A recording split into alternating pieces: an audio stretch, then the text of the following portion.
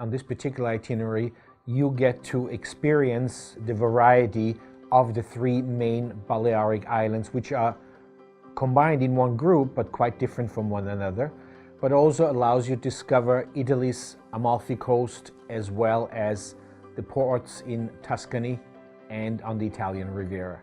I think it appeals for somebody that likes the traditional way of cruising from island to island.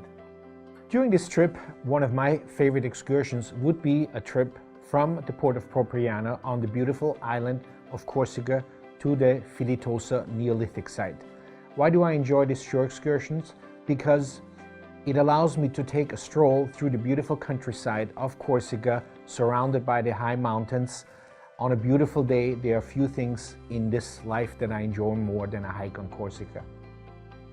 I think one of the enjoyable things to do on this particular itinerary is, since we spent 3 nights along the Amalfi Coast, why not use one of the evenings we spend in these ports and have dinner ashore at one of the restaurant terraces overlooking the rest of the Amalfi Coast and the island of Capri.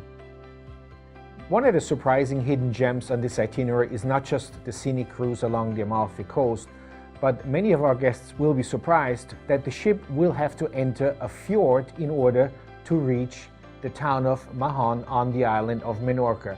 This is about a 1-hour cruise to get in and to get out on board, and it always finds our guests out on deck enjoying the beautiful vistas. Our As Amazing evening will take place in the beautiful city of Palma de Mallorca at the magnificent Castillo de Belver. The evening entertainment will include not just the magnificent views from the castle, but also the Royal Horse Police of Palma and some folk dances by some of the top entertainers from the island.